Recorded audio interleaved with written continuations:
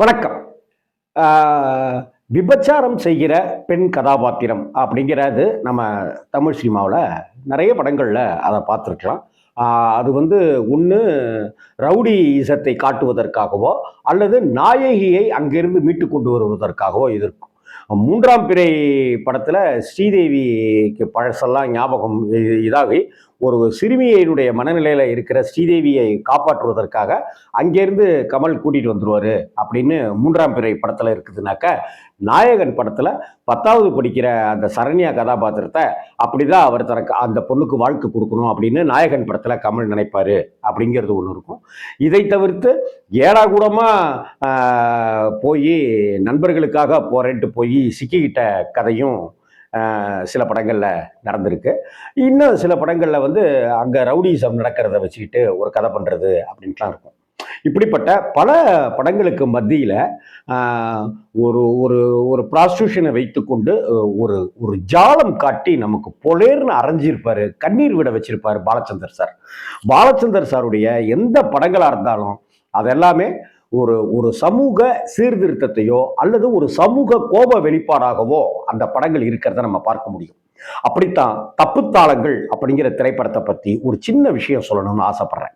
இந்த தப்புத்தாளங்கள் படத்துல சரிதா ஒரு விபச்சார பெண், ஒரு விலை மாது கதாபாத்திரம். ரஜினி ஒரு அடியாளவர். 50 ரூபா கொடுத்தாக்கா போய் அடிப்பார். அரசியல் கூட்டம் நடக்குதுனாக்கா ஒரு 100 ரூபா கொடுத்தாக்கா சோடா பாட்டில் வீசுவார். 200 ரூபா கொடுத்தா கையை வெட்டுவாருன்னு இருக்கிற ஒரு அடியால் தான் ரஜினி. தேவு அப்படிங்கிற கதாபாத்திரம். சரசு அப்படிங்கிற கதாபாத்திரம் வந்து சரிதா. இப்படி ஒரு நாள் ஒரு ஒரு சம்பவத்தை செஞ்சுட்டு ஓடி வரும்போது போலீஸ் துரத்தும். ஓடி வரும்போது சரிதா வீட்டுக்கு வந்து அடைக்கலம் ஆயிடுவார். அப்படி சரிதா வீட்டில் இருக்கும்போது அது எந்த வீடுன்னு ரஜினிக்கு தெரியாது. அதற்கு பிறகுதான் அந்த பொண்ணு ஒரு ப்ராஸ்டியூஷன், விபச்சாரம் செய்கிற பெண் அப்படிங்கிற விஷயம்லாம் அவளுக்கு தெரியும். அந்த சமயத்தில் சரிதா வந்து இருமிக்கிட்டே இருப்பாங்க. என் வேலையை வந்து பாட்டு கெடுத்துறாதே, நீ கிளம்பியா அப்படி இப்படின்னு சொல்லிட்டே இருப்பாங்க. அப்போ கொஞ்ச நேரம் இருக்கேன், நான் வேணா காசு கொடுத்துட்றேன் அப்படி இப்படின்னு சொன்னோன்னே, உழைச்சி தான் ஏன் சம்பாதிச்சு பழக்கம், காசுலாம் வேணாம் எனக்கு அப்படின்னு சொல்லுவாங்க. போலேர்னு ஒரு குணம். அப்போ இருமிக்கிட்டே இருப்பாங்க. அப்போ அதுக்கு அடுத்தாப்புல ரஜினி வந்து அந்த வீட்டை விட்டு, சரிதாவோட வீட்டை விட்டு போயிடுவார். போயிட்ட பிற்பாடு ஒரு படம் பார்ப்பார். ஒரு 2-3 சீனுக்கு அப்புறம் ஒரு படம் தேட்டரில் போய் படம் பார்ப்பார். அப்படி தேட்டரில் போய் படம் பார்த்துட்டு இருக்கும்போது ஃபர்ஸ்ட் எடுத்தோடனே விளம்பரம்லாம் வரும்ல, இந்த பல்புரியை யூஸ் பண்ணுங்க, இந்த பனியன் ஜெட்டியை யூஸ் பண்ணுங்க, இந்த செல்ஃபோனை பயன்படுத்துங்கன்னு எல்லாம் இப்போ நமக்கு விளம்பரம்லாம் நிறைய காமிக்கிறாங்கல்ல, இந்த கடையில் ஏசி வாங்குங்க அப்படி இப்படிலாம் சொல்லி, அது மாதிரி அன்னைக்கு விளம்பரங்கள் வரும்போது இருமல் மருந்துக்கான ஒரு விளம்பரம் அந்த படம் பார்க்க ஆரம்பிக்கும் போது, படம் போடுறதுக்கு முன்னாடி சினிமா தேட்டரில் வந்து அந்த விளம்பரம் வரும். இருமல் மருந்துக்கான விளம்பரம் வரும். அப்படி ரஜினி பார்த்துட்டு இருக்கும்போது அந்த இருமல் விளம்பரத்தை பார்த்த உடனே ரஜினிக்கு வந்து டக்குன்னு இருமிக்கிட்டே இருந்த சரசு அப்படிங்கிற அந்த சரிதாவுடைய முகம் ஞாபகத்துக்கு வந்துடும். இதை அடுத்து அவர் என்ன செய்வார்னா, அந்த இருமல் அந்த விளம்பரத்தில் வந்த அந்த இருமல் மருந்தை வாங்கிக்கிட்டு போய் சரிதாவை போய் பார்த்து கொடுக்கறதுக்கு போவார். ஒரு விலைமாது கதாபாத்திரம், எந்த ஆண்களோட வேணாலும் உறவு வைத்துக் கொள்ளலாம் காசு கொடுத்தா அப்படின்னு இருக்கிற ஒரு கதாபாத்திரம். யாரு காசு கொடுத்தாலும் அடிச்சிருவேன், கையை வெட்டிடுவேன், இல்லை கலவரம் பண்ணிடுவேன் அப்படின்னு இருக்கிற அந்த ரஜினியினுடைய கதாபாத்திரம்.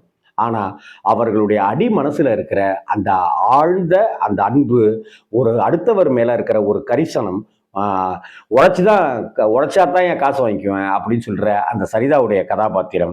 அங்க தேட்டர்ல இருமல் மருந்து விளம்பரத்தை பார்த்த உடனே சரிதாவை ஞாபகப்படுத்திக்கிற அந்த மனசு, இதெல்லாம் சேர்ந்து அப்படி கொடுக்க வைக்கும். அப்ப இல்ல சரசு, படம் பார்த்தேன், இந்த மாதிரி இருமல் மருந்து அது விளம்பரம் பார்த்தேன், நீ இருமிட்டே இருந்தியா, அதனாலதான் வாங்கிட்டு வந்தேன் அப்படின்னு சொல்லும்போது அங்க அப்படியே கண்ணீர் விட அப்படியே நெகிழ்ந்து போய் சரிதா மட்டும் பார்க்க மாட்டாங்க, படம் பார்க்குற ஆடியன்ஸும் நம்ம அப்படிதான் பார்ப்போம். இதே போல இன்னொரு சீனும் வச்சிருப்பாரு. விலை ஒரு அதாவது சொல்லுவாங்க இல்லையா, மரத்துக்கு சேலை கட்டி இருந்தாலும் ஆன்னு வாய் பழந்து பார்க்குற உலகம் அப்படின்னு ஒரு வார்த்தை ஒன்று நம்ம ஆண்டாட்டு காலமாக சொல்லிட்டே இருப்போம் இல்லையா. அதே போல விலைமாதுவை சொல்லவா வேணும். விலைமாதுவனுடைய ஆடைகளை வந்து அவிழ்த்துட்டு அவளை கபலீகரம் பண்ணிக்கணுங்கிறது தானே இங்கே இருக்கிற பெண்களை வந்து எப்போதுமே ஒரு சிக்கனாவோ மட்டனாவோ அப்படிதானே நம்ம இந்த ஆணாதிக்க சிந்தனைகள் இருந்துட்டு இருக்கு. அப்படியான ஒரு ப்ராஸ்டியூஷன் கேரக்டர்ல இருக்கிற அந்த சரிதா வந்து ஒரு கட்டத்தில் ரஜினி மேலே காதல் ஏற்படும், ரஜினிக்கு சரிதா மேலே காதல் ஏற்படும். இருவரும் அப்படி மனசு புரிந்து உணர்ந்து தெளிந்து ரெண்டு பேரும் அந்த கூடலுக்கு தயாராவாங்க.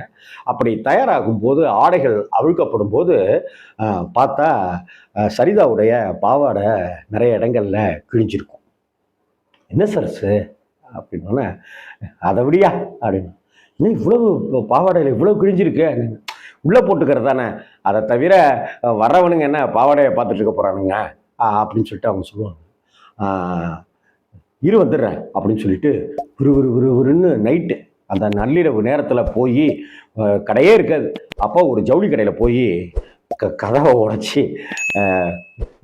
ஒரு பாவாடை எடுப்பார். அந்த பாவாடையை எடுத்துட்டு அந்த பாவாடைக்கு உண்டான காசை அந்த கல்லாப்பெட்டியின் மேலே அடி வச்சுட்டு அவர் கிளம்பி வந்து அந்த புதுசாக வாங்கின பாவாடையை இதை போட்டுக்க சரசு அப்படின்னு கொடுப்பாரு. உடம்பை விற்று சம்பாதிக்கிற அந்த பெண்ணுடைய உடல் மறைக்கப்படணும் அப்படின்னு நினைக்கிற அந்த ரஜினியோட கதாபாத்திரம் இந்த டயத்துக்கு போய் எனக்காக என் பாவாடை இப்படி கிழிஞ்சிருக்கு அப்படிங்கிறதுக்காக உடனே பரிதவிச்சு என் உடம்பையெல்லாம் பார்க்காம எனக்கு என்னுடைய மானத்தை காக்கணும் அப்படிங்கிற மாதிரி நினைச்ச அந்த ரஜினியினுடைய கேரக்டர்னு இந்த ரெண்டு இடங்கள்லையுமே பாலச்சந்தர் சார் அப்படி ஒரு மனிதத்தை அங்கே விதைச்சிருப்பார். ஆண் பெண் உறவு, சல்லாபம், கூடல், செக்ஸு அதையெல்லாம் கடந்து அந்த கதாபாத்திரம் வந்து அப்படியே தூக்கி கொண்டு போய் நிறுத்தியிருப்பார் பாலச்சந்தர் சார். இந்த படத்தை நிறைய பேர் பார்த்துருக்க மாட்டீங்கன்னு நினைக்கிறேன் நான். கப்புத்தாளங்கள் தயவு செய்து பார்த்துருங்க, யூடியூப்பில் நிறைய காண கிடைக்கிற ஒரு படம் தான் இது. என் வாழ்க்கையில் நான் சந்தித்த ஒரு திரைக்கதை ஜாலங்களில் இது ஒரு டச் அப்படின்னு நான் சொல்லுவேன். இந்த படத்தை நான் இந்த காட்சியை சொல்லுவேன். தேவுவை இன்னி வரைக்கும் என்னால் மறக்க முடியல. சரசு மேலே இந்த சரசுவை நினச்சாலே என்னால் கண்ணீர் விடாமல் இருக்க முடியாது. அப்போ எனக்கு இந்த படம் வரும்போதே எனக்கு 10 வயசு. வணக்கம்.